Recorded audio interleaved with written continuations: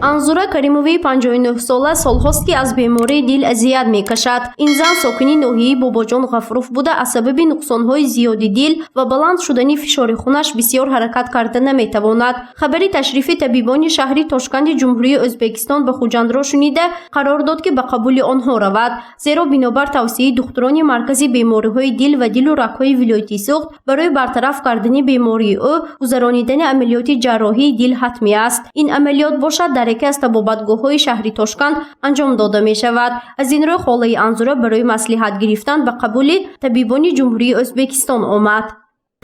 Два пути. Это можно поставить стенд, можно сделать открытую операцию. Открытая операция, когда делают, здесь вот сюда пришивают шунт. Вот сюда обходной шунт. Вот так он будет течь таким образом. Понятно? И боли не будет потом беспокоить.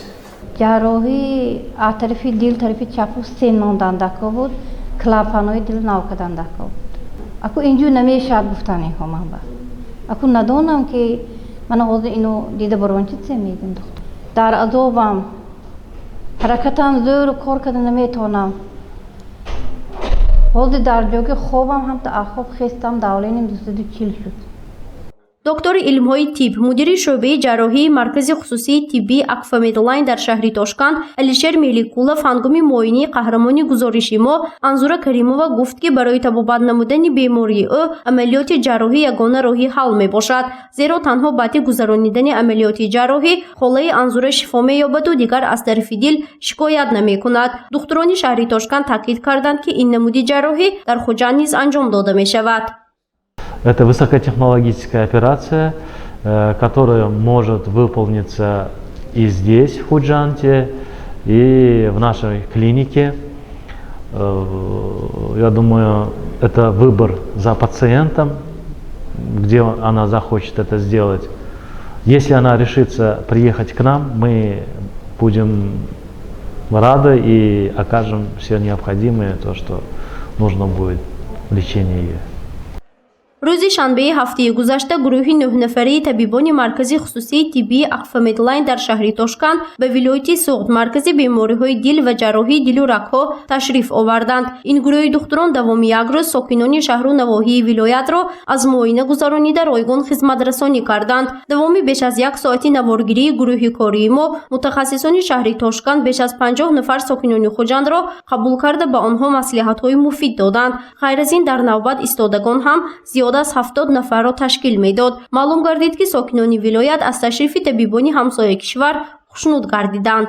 Мы являемся как братьями, народами, побратимами и соседями, поэтому мы считаем, что это наша цель помогать друг другу, потому что наша цель повысить уровень медицины и также помочь народу Таджикистана.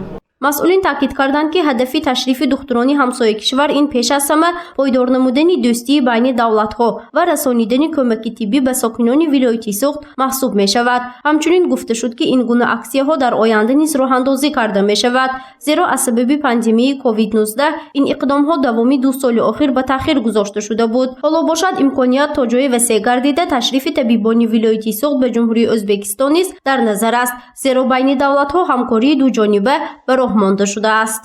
Таджикские врачи могут также приезжать в нашу клинику, повышать свою квалификацию. Уже есть такое сотрудничество. Некоторые наши специалисты работают совместно и, как сказать, они сотрудничают, совместно проводят операции. Ваши врачи приезжают в нашу клинику и проводят совместно операции с нашими врачами.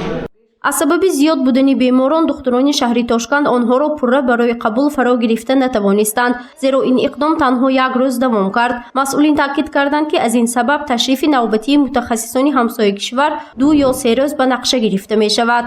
гузориши Фарзона Шамсиева, Насим Раҳимов барои барномаи иттилоотии Хабар.